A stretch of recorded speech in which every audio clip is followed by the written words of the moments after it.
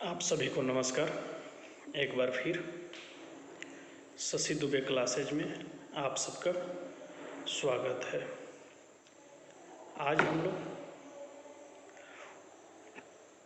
BEd सत्र 19-21 के second year के पेपर 9 असेसमेंट फॉर लर्निंग के बारे में इस वीडियो में चर्चा करेंगे कि उसमें हमको क्या क्या टॉपिक पढ़ना है और उस टॉपिक में कौन कौन सी यूनिट है, कौन सी यूनिट कैसे कौन टीचर पढ़ाएंगे।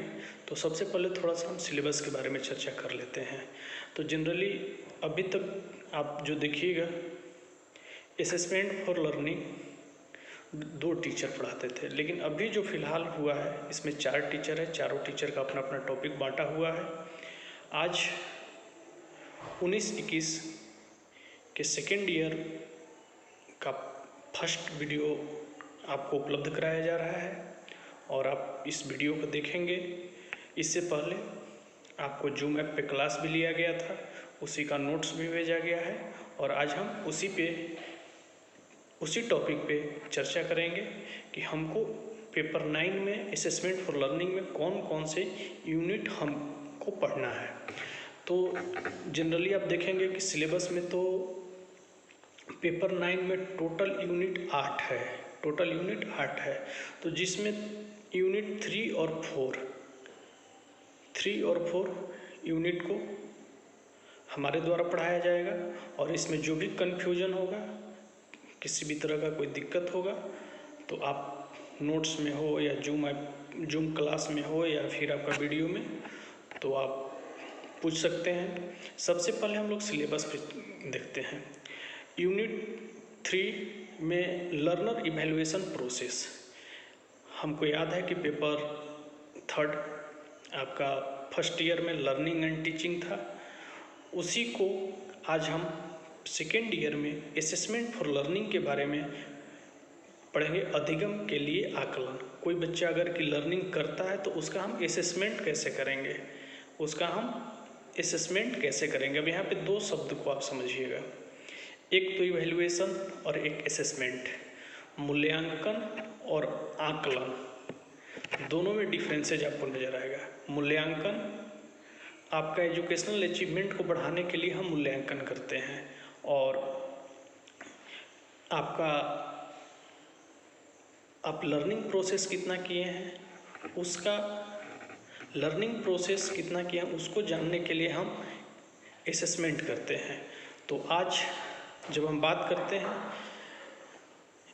उपलब्धि परीक्षण के बारे में, अचीवमेंट टेस्ट, तो सबसे पहले इस पेपर में आपको जो पढ़ना है लर्नर इवैल्यूएशन प्रोसेस, उसके बाद जो यूनिट 3 में है construction of teacher made achievement test, उसके बाद हम लोग डिजाइन देखेंगे। Construction of teacher made achievement test, उपलब्धि परीक्षण भी जनरली 2 टाइप्स में होते हैं, एक टीचर मेड और दूसरा स्टैंडर्डाइज्ड, मतलब मानकीकृत और एक शिक्षक द्वारा निर्मित। तो ये सिलेबस में है। उसके बाद डिजाइन, ब्लूप्रिंट क्या होता है, आप अपने मेथड में सभी बच्चे ब्लूप्रिंट के बारे में पढ़े होंगे कि जब भी क्वेश्चन पेपर वगैरह बनाते हैं तो उसका ब्लूप्रिंट आप कैसे करते हैं। उसके बाद preparing the questions, paper and making scheme, step of standardising and achievement test और डिफरेंट टाइप्स ऑफ क्वेश्चंस। कहने का मतलब कि लर्नर इवैल्यूएशन प्रोसेस में हमको इतने टॉपिक को पढ़ना है। तो आज हम लोग जनरली अचीवमेंट टेस्ट के बारे में डिस्कस करेंगे कि अचीवमेंट टेस्ट क्या है, इसके टाइप्स क्या होते हैं, इसके डिफिनेशन क्या है, इसके मीनिंग क्या है, इसके कंसेप्ट क्या हैं, तो इसके ऑब्जेक्ट्स क्या हैं, वर्क क्या है। तो ये सारे चीज़ आपको अचीवमेंट टेस्ट में आज हम लोग इस वीडियो में चर्चा करेंगे। उसी तरह से थोड़ा सा हम और अगले यूनिट 4 को भी पहले सिलेबस को डिस्क्राइब कर लेते हैं। यूनिट 4 में जनरली हमको जो पढ़ना है, यूनिट 4 आपका स्टैटिक्स के बारे में पढ़ना है। स्टैटिक्स सबसे पहले ये जो पोर्शन है आपको थ्योरेटिकल पोर्शन है। स्टैटिक्स के बारे में क्या पढ़ना है हमको, उसका भी कंसेप्ट, मीनिंग, नेचर, डिफिनेशन ये हमको स्टैटिक्स के बारे में पढ़ना है। स्टैटिक्स आप सभी पढ़े हैं, लेकिन यहाँ पे स्टैटिक्स का मीनिंग क्या होगा, कंसेप्ट क्या होगा, डिफिनेशन क्या होगा, उसके बाद इसका नेचर क्या है, इसका वर्क क्या है, इसका मेरिट क्या है, इसका डिमेरिट क्या है, ये आपका स्टैटिक्स में पढ़ना है। उसके बाद टाइप्स ऑफ स्टैटिक्स, सांख्यिकी के कितने प्रकार होते हैं टाइप्स ऑफ स्टैटिक्स में, पैरामेट्रिक, नॉन पैरामेट्रिक, उसके बाद आप और जाएंगे तो डिस्क्रिप्टिव, इन्फेरेंशियल स्टैटिक्स। तो ये हमको टाइप्स ऑफ स्टैटिक्स के बारे में स्टडी करना है। उसके बाद अब असेसमेंट फॉर लर्निंग में यूनिट 3 में जब हम learner evaluation process, achievement test, main topic जो है वो अचीवमेंट टेस्ट यूनिट 3 में है और 4 में स्टैटिक्स। तो जो अचीवमेंट टेस्ट और स्टैटिक्स को दोनों टॉपिक को हम मिलाते हैं, दोनों यूनिट का आपस में मिलाते हैं, तो जो एक कॉमन बात है उस कॉमन बात को हम यहाँ पे रखना चाहेंगे। एक टॉपिक है utility of statics in teaching learning process. आप जो थ्योरेटिकल पार्ट को पढ़ रहे हैं, अचीवमेंट टेस्ट, डिजाइन, ब्लूप्रिंट या फिर टाइप्स ऑफ क्वेश्चंस, उसके बाद statics, meaning, definition, concept, types, उसको टीचिंग लर्निंग प्रोसेस में कैसे यूज करेंगे, उसको टीचिंग लर्निंग प्रोसेस में कैसे, मतलब अधिगम शिक्षण प्रक्रिया में उसको हम कैसे उपयोग या यूज कर सकते हैं। तो ये utility of statics in teaching learning process में ये दोनों यूनिट को हम कंबाइंड करके फिर देखेंगे। तो कहने का मतलब अगर कि हम सिलेबस बात करें यूनिट 3 और 4 में, तो अचीवमेंट टेस्ट और सेकेंड जो 4 यूनिट है आपका स्टैटिक्स है। तो आज हम जो बात करते हैं जनरली अचीवमेंट टेस्ट के बारे में, उपलब्धि परीक्षण क्या होता है। तो आप देखेंगे कि विद्यालय हो, स्कूल हो या कॉलेज हो, जो शिक्षण कार्य होते हैं, जो टीचिंग वर्क होते हैं, वो नियंत्रित रूप से चलता है और इसमें एक निश्चित समय के बाद बच्चों को या शिक्षक यह जानने का कोशिश करते हैं कि जो हम बात छात्रों को पढ़ाए हैं, सिखाए हैं, उनमें से उन्होंने कितनी बातों को सीखा। जैसे एक शिक्षक अगर की क्लास ले रहा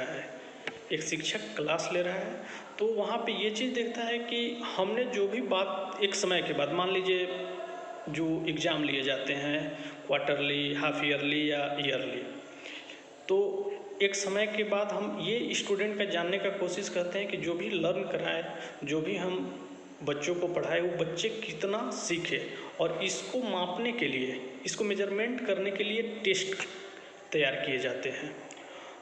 इसको मापने के लिए क्या किया जाएगा, टेस्ट तैयार किए जाएंगे। तो इसे हम उपलब्धि परीक्षण कहते हैं। कुछ लोग इसको निष्पत्ति परीक्षण भी कहते हैं या अचीवमेंट टेस्ट भी हम कह सकते हैं। और अगर कि समानता इसको हम लोग बात करेंगे तो कुछ लोग इसे समानता प्रश्न पत्र या क्वेश्चन पेपर के भी नाम से जाना जाता है। ये तो आपको उपलब्धि परीक्षण हो गया। उसके बाद जब हम बात करते हैं कि सीखने का अर्थ, कहने का मतलब सीखने का जो भी अर्थ है व्यवहार में होने वाले परिवर्तन से है, अर्थात उन्हें पढ़ाया सिखाया गया, उनमें कितनी समझ डेवलप या विकसित हुई, वे सीखे हुए ज्ञान का परिस्थितियों में कितना उपयोग कर सकते हैं, और उनमें से उसके द्वारा जो उनकी रुचि है, अभिवृत्ति है, उनका विकास कितना हुआ। कहने का मतलब कि हम ये जानने का प्रयास करते हैं, सिचुएशन ऐसा क्रिएट करने का कोशिश करते हैं कि जो बच्चा लर्न किया, जो बच्चा सीखा, और उनके जो व्यवहार में परिवर्तन हो रहे हैं या सिचुएशन में, उस सिचुएशन में कैसे हैंडल। अब जैसे हम एक एग्जांपल के तौर पे यहाँ पे समझेंगे, आपको हमने ब्लूप्रिंट बनाना सिखा दिया, क्वेश्चन बैंक बनाना सिखा दिया, आपके पास सिचुएशन कब क्रिएट होगा, इसका यूज हम यहाँ नहीं करेंगे। जब आप किसी स्कूल में जाएंगे और वहाँ पे आपको क्वेश्चन तैयार करने के लिए बोला जाएगा, तो यहाँ जो बात आप सीखें उस बात का उस सिचुएशन में आप प्रयोग करेंगे। उस सिचुएशन में आप प्रयोग करेंगे तब आपको ये चीज़ पता चलेगा कि हमने जो वहाँ बात सीखा था उस बातों को, उस ज्ञान को आज हम यहाँ यूज कर रहे हैं। तो इसे हम उपलब्धि परीक्षण के नाम से जाना जाता है। कहने का मतलब कि एक जैसे जो भी शिक्षण कार्य आपका चल रहा है वो नियंत्रित रूप से चलते हैं और एक समय के बाद हम बच्चों का क्या करते हैं, मापन करते हैं। शिक्षक जो भी बच्चों को पढ़ाए हैं उनमें से उन्होंने कितना सीखा है, इसको मापने के लिए एक परीक्षण तैयार किया जाता है जिसको हम लोग उपलब्धि परीक्षण कहते हैं। और उपलब्धि परीक्षण में जो भी व्यवहार बच्चा सीखता है वो उस सिचुएशन में कैसे उसका उपयोग करेगा, एक एग्जाम्पल पे हम यहाँ समझते हैं। जैसे आप किसी स्कूल में जाते हैं, आपको लेसन प्लान बनाने के लिए बोला जाता है कि आप लेसन प्लान बना के और क्लास लीजिए। अगर कि लेसन प्लान बनाने आपने सीखा है तो जो यहाँ आपको बात बताया गया है उसी ज्ञान का प्रयोग करके उस सिचुएशन में आप क्या करेंगे, आप लेसन प्लान बनाएंगे। तो इसी को हम उपलब्धि परीक्षण के नाम से जानते हैं। अब एक डिफिनेशन है ईबेल के अनुसार, उन्होंने इस डिफिनेशन में क्या बात कहा है उसको आप लोग थोड़ा समझिएगा। उपलब्धि परीक्षण वह है जो किसी छात्रों के द्वारा अर्जित ज्ञान या कौशलों में निपुणता का मापन करने के लिए बनाया जाता है। डिफिनेशन एक बार फिर सुनिएगा। उपलब्धि परीक्षण वह है जो किसी छात्रों के द्वारा अर्जित ज्ञान या कौशल में निपुणता का मापन करने के लिए बनाया जाता है। जैसे आप जो एडॉप्ट कर रहे हैं, जो भी नॉलेज आप एडॉप्ट कर रहे हैं, आपका स्किल कितना डेवलप हुआ, आपका स्किल कितना डेवलप हुआ, उसका इवैल्यूएशन करने के लिए हम लोग अचीवमेंट टेस्ट तैयार करते हैं। टीचर अचीवमेंट टेस्ट तैयार करते हैं और बच्चे उस अचीवमेंट टेस्ट पे खरे उतरते हैं। अब यहाँ पे हम इंडिविजुअल डिफरेंसेज भी कर देंगे। अचीवमेंट टेस्ट अगर कि इससे पहले अगर इंडिविजुअल डिफरेंसेज में एजुकेशनल अचीवमेंट टेस्ट में हम चले जाएंगे तो बच्चे में इंडिविजुअल डिफरेंसेज भी अचीवमेंट टेस्ट के माध्यम से आ जाएगा कि ये बच्चा अगर कि जिस तरह का बच्चे का प्रकार होगा, जिस तरह से बच्चे का स्किल डेवलप होगा या जो भी नॉलेज एडॉप्ट किया हुआ होगा उसके अकॉर्डिंग वो बच्चा का रिजल्ट या अचीवमेंट टेस्ट टीचर के सामने प्रेजेंट हो जाता है। तो ये उपलब्धि परीक्षण हुआ है जो किसी छात्र के द्वारा अर्जित ज्ञान या कौशल का निपुणता का मापन करने के लिए बनाया जाता है। एन अचीवमेंट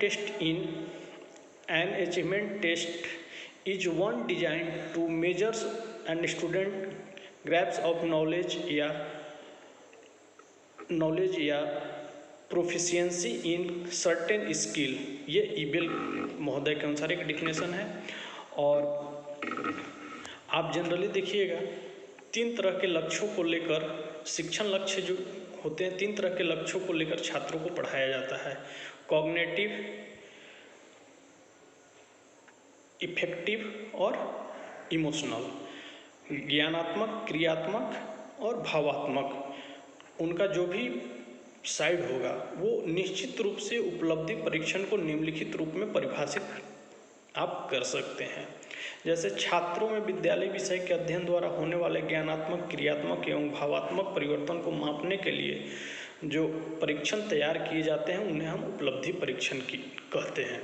फॉर एग्जाम्पल, जैसे जितने भी आप सब्जेक्ट पढ़ रहे हैं, स्कूल में पढ़ रहे हैं, जहाँ भी पढ़ रहे हैं, उस सब्जेक्ट में आपका ज्ञानात्मक, कॉग्निटिव, अफेक्टिव और इमोशनल कितना आपका टेस्ट हुआ उसे हम अचीवमेंट टेस्ट के नाम से जानते हैं।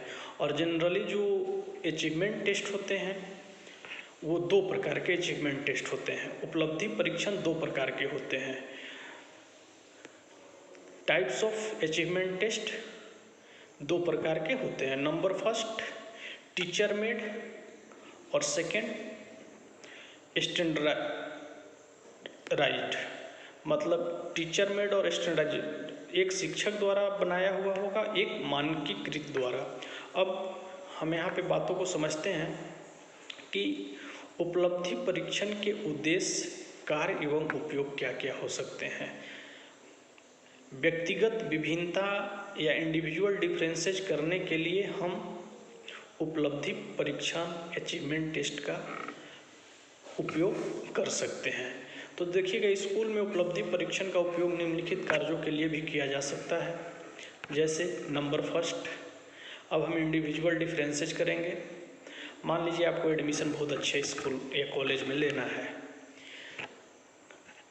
काफ़ी अच्छे स्कूल कॉलेज में जब हमको एडमिशन लेना है, उसके लिए हमको उसके नॉर्म्स पे हमको खरा उतरना पड़ेगा। कोई भी स्कूल जो नॉर्म्स रखता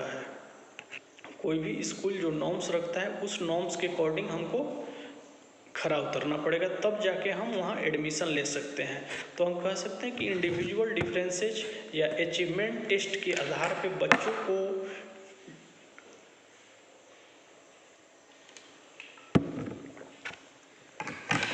व्यक्तिगत विभिन्नता के आधार पे अलग करने के लिए भी हम उपलब्धि परीक्षण का उपयोग कर सकते हैं।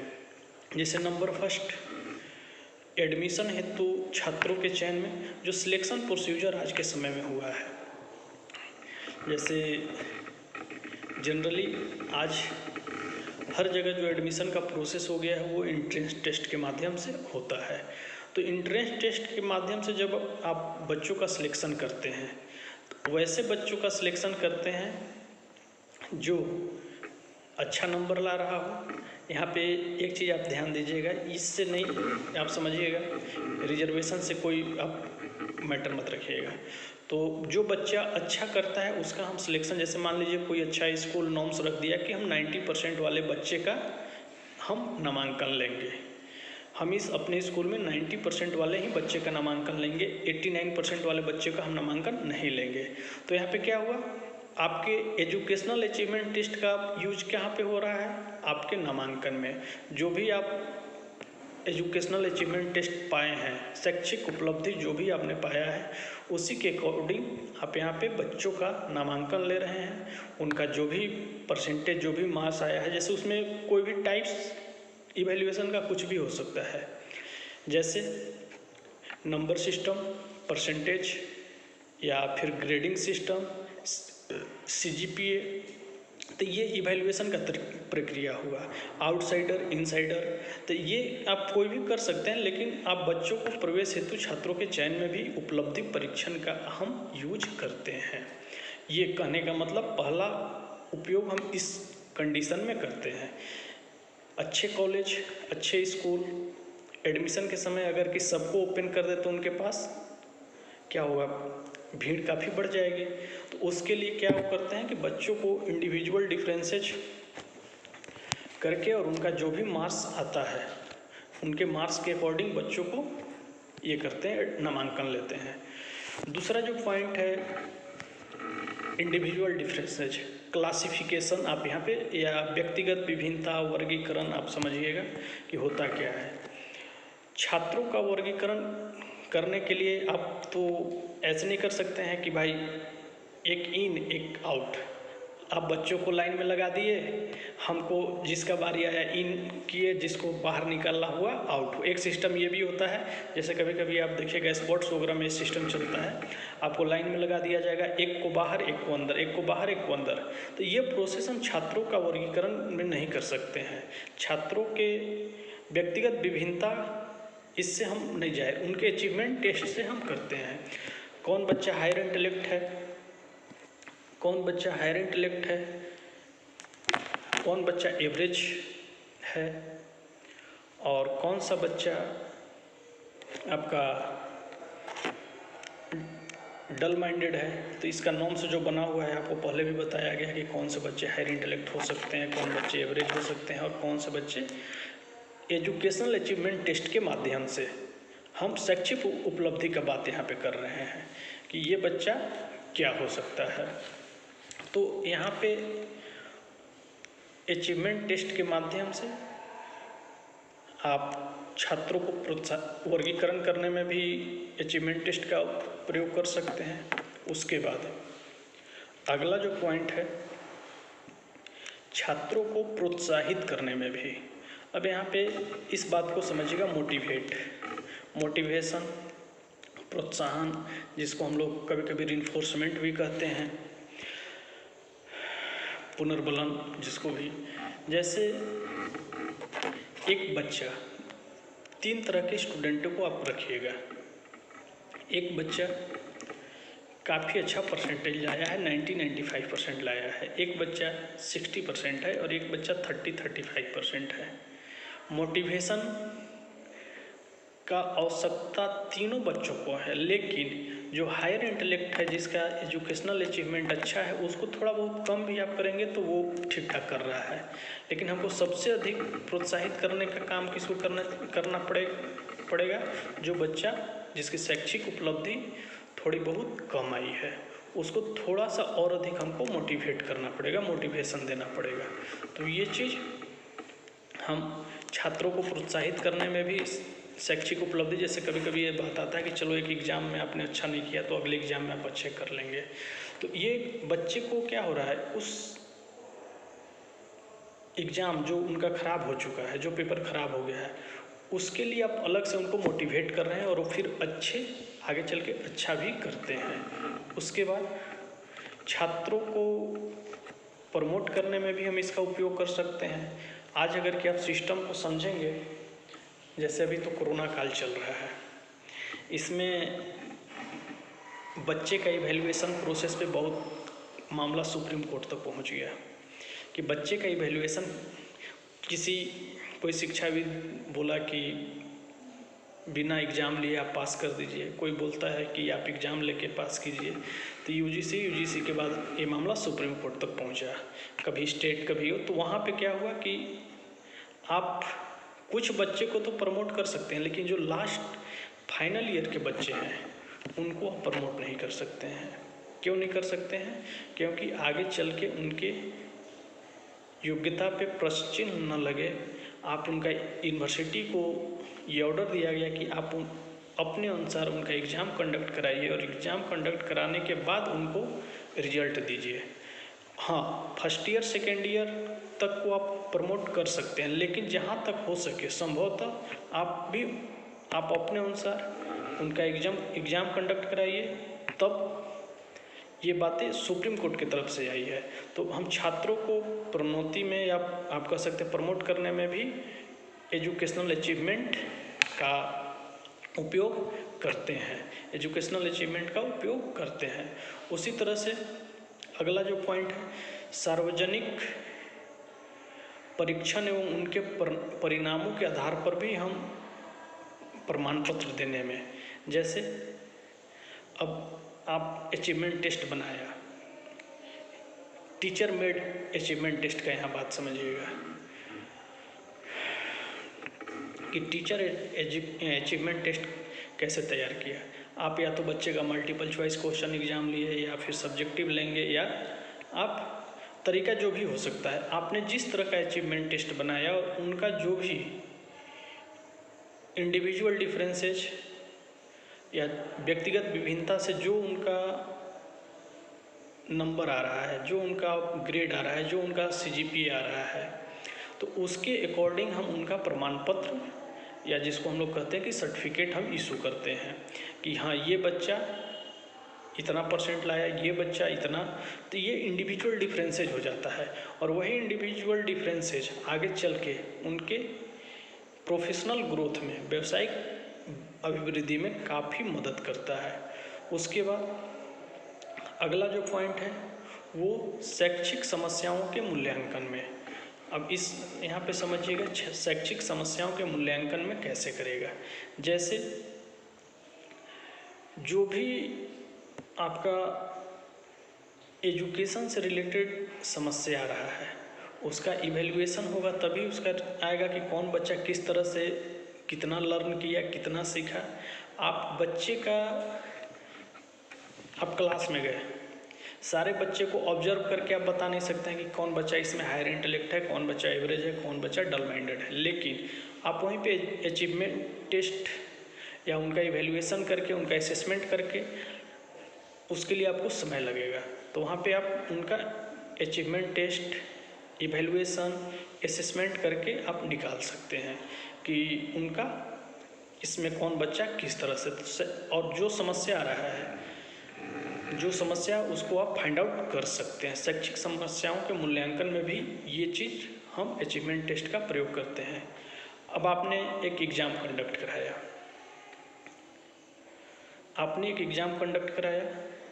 एग्ज़ाम कंडक्ट कराने के बाद आपने उसका पेपर चेक किया, पेपर चेक करने के बाद आप उनका रिजल्ट तैयार किया, और उसमें जो बच्चे को समस्या आ रही है, मान लीजिए कुछ बच्चे फेल कर रहे हैं या कुछ बच्चे थोड़ा सा अच्छा नहीं कर पा रहे हैं, तो उनको हम क्या करते हैं, उनको जो भी प्रॉब्लम है उनको हम उनकी समस्या के अकॉर्डिंग हम उनका समस्या को फाइंड आउट कर सकते हैं, ये शैक्षिक समस्याओं के मूल्यांकन में भी। अब अगला जो पॉइंट है वो आपका एक और पॉइंट है, शिक्षकों के शिक्षण कार्य का मूल्यांकन करने में। हाँ भाई, अब ये लास्ट आपका पॉइंट जो है, कोई टीचर क्लास में शिक्षण कार्य कर रहा है या नहीं कर रहा है, उसके लिए हम लोग क्या करते हैं, मूल्यांकन करते हैं। कैसे मूल्यांकन, मान लीजिए आपने जो पेपर पढ़ा रहे हैं, आप जो पेपर पढ़ा रहे हैं उस पेपर में बच्चा पास कर रहा है या थोड़ा सा ठीक नहीं कर पा रहा है, तो टीचर का भी इवैल्यूएशन अचीवमेंट टेस्ट के माध्यम से आप कर सकते हैं कि टीचर का जो टीचिंग वर्क है या जो बच्चे को पढ़ा रहे हैं तो उनका आउटपुट कैसा आ रहा है। जैसे मान लीजिए आपका अभी के समय में एग्जाम्पल, अभी करंट में आप लीजिए, ऑनलाइन क्लास चल रहा है, वीडियो बनाया जा रहा है, जूम ऐप से नोट्स भेजा जा रहा है। अब जैसे मान लीजिए हम लोग वीडियो बना रहे हैं, आप अगर कि वीडियो को पूरा देखेंगे नहीं, तो आप कोई भी स्टूडेंट हो या फिर कोई, अगर कि जब तक से वीडियो कोई नहीं देखेगा तब तक से उसको इवैल्यूएशन आप कैसे कर सकते हैं। आप उस चीज़ को देखेंगे, समझेंगे तब। और एक टीचर का इवैल्यूएशन कब होता है, जब उस बच्चे का रिजल्ट आता है, अचीवमेंट टेस्ट, उसको हम एक लाइन और थोड़ा सा बढ़ा सकते हैं, शैक्षिक उपलब्धि परीक्षण, मतलब एजुकेशनल अचीवमेंट टेस्ट। जैसे आप पढ़ा खूब रहे हैं, एक टीचर खूब पढ़ा रहा है लेकिन रिजल्ट ठीक नहीं आ रहा है, तो वहाँ पे आप क्या करेंगे, या तो टीचर की तरफ से कमी है या फिर स्टूडेंट पढ़ नहीं रहे हैं। तो जो आज के समय में जो भी अभी नई शिक्षा नीति हो, चाहे जो भी चाइल्ड सेंटर्ड एजुकेशन की जो बात हो रही है, उसमें क्या हो रहा है कि शिक्षकों का तो मूल्यांकन हो रहा है, शिक्षकों का इवैल्यूएशन कर रहे हैं इनका कैसा चल रहा है, लेकिन आज जैसे ऑनलाइन क्लास हो या यूट्यूब के माध्यम से या नोट्स के माध्यम से यहाँ से क्लास हम डिलीवर कर दे रहे हैं। देखना नहीं देखना वो आपके ऊपर डिपेंड कर रहा है कि आप देख रहे हैं या नहीं देख रहे हैं, या फिर आपने वीडियो कितना देखा, आपने नोट्स कितना देखा। बहुत सारे बच्चे का